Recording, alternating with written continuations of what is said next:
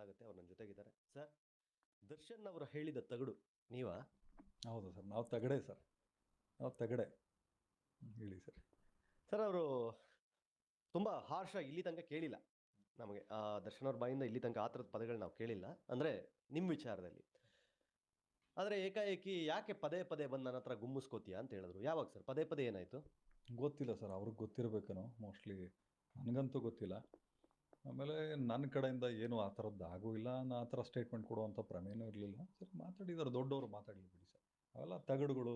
Cinema ಮಾಡೋವರೆಗೂ ನಾವು ಅಂದ ಹತ್ರ ಸಿನಿಮಾ ಮಾಡಿದ್ಮೇಲೆ ತಗಡುಗಳೇ. ಏನೋ ಹೇಳ್ತಾರೆ ಗೊತ್ತಾ, ಯಾವುದೋ ಒಂದು ಅದು ಇವತ್ತಿನ ನ್ಯೂಸ್ ಪೇಪರು ನಾಳೆ ವೇಸ್ಟ್ ಪೇಪರ್ ಅಂತಾರಲ್ಲ, ಹಂಗೆ ನಾವುಗಳು ಅಷ್ಟೇ. ಅಂದ್ರೆ ದರ್ಶನ್ ಅವರು ನಿಮ್ಮನ್ನ ಉಪಯೋಗಿಸ್ಕೊಂಡು ಇವತ್ತು ಬಿಟ್ಬಿಟ್ರು ಅಂತ ಹೇಳ್ತಾ ಇದ್ದೀರಾ? ಇಲ್ಲ ಸರ್, ಇಲ್ಲ ಸರ್. ನಾನು ಆ ಮಾತು ಯಾವುದೇ ಕಾರಣಕ್ಕೂ ಹೇಳಿಲ್ಲ. ತಲೆಯಲ್ಲಿ ಹಿಡ್ಕೊಳ್ಳಿ. ಥಂಬ್ಲೈನು ಅಷ್ಟೇ, ನಾನು ಹೇಳಿರೋವಂಥದ್ದಲ್ಲ. ಸೊ ನಾನು ಹೇಳ್ತಾ ಇರೋದು, ಹೌದು ನಾವೆಲ್ಲ ಮೋಸ್ಟ್ಲಿ ಅವತ್ತಿಗೆ ಚೆನ್ನಾಗಿ ಕಂಡಿರ್ಬೋದೇನೋ, ಇವತ್ತು ಚೆನ್ನಾಗಿ ಕಾಣ್ತಾ ಇಲ್ವೇನೋ, ಅದೇನೋ ಗೊತ್ತಿಲ್ಲ. ಕಾರಣ ನನಗಂತೂ ಗೊತ್ತಿಲ್ಲ. ಬಟ್ ಏನು ಮಾತಾಡಿದ್ದಾರೆ ಅದು ಅವ್ರಿಗೆ ಸರಿ ಅನಿಸ್ಬೇಕು. ಬಟ್ ನನಗೆ ಬೇಕಾದಷ್ಟು ಜನ ಬೆಳಗ್ಗೆಯಿಂದ ಫೋನ್ ಮಾಡ್ತಾ ಇದ್ದಾರೆ ಆ ಇನ್ಸಿಡೆಂಟ್ ನಡೆದಾಗಿದ್ದ.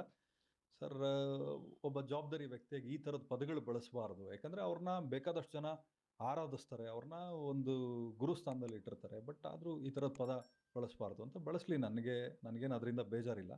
ಬಟ್ ಏನು ಅಂದರೆ, ನಾವು ಇನ್ನೊಬ್ಬರನ್ನ ಬೈಯೋ ನಿಟ್ಟಿನಲ್ಲಿ ಹೋಗಿ ನಮ್ಮ ಲೆವೆಲ್ನ ನಾವು ಕಡಿಮೆ ಮಾಡ್ಕೊಳಕ್ಕೆ ಹೋಗಬಾರ್ದು ಅಷ್ಟೇ.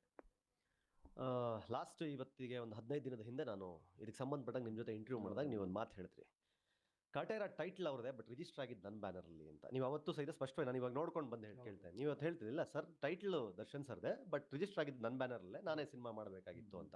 ಬಟ್ ಇವತ್ತು ಮಾತಾಡ್ಬೇಕಾದ್ರೆ ಅವ್ರು ಹೇಳಿದ್ರು ಟೈಟ್ಲ್ ಸಹಿತ ನೀವೇ ಕೊಟ್ಟಿದ್ದೀರಿ ಅನ್ನೋ ಅರ್ಥದಲ್ಲಿ ನೀವು ಮಾತಾಡಿದಿರಿ ಅಂತ. ಈ ಸೆಂಟ್ರಲ್ಲಿ ಫಿಟ್ಟಿಂಗ್ ಇಡ್ತಾ ಇರೋದು ಯಾರು? ಗೊತ್ತಿಲ್ಲ ಸರ್. ಸರ್, ಇವಾಗ ಫಿಟ್ಟಿಂಗ್ ಇಡ್ತಾರೆ ಸರ್. ಕೇಳೋವಂಥವ್ರು ಯಾರು ಸರ್? ನೀವು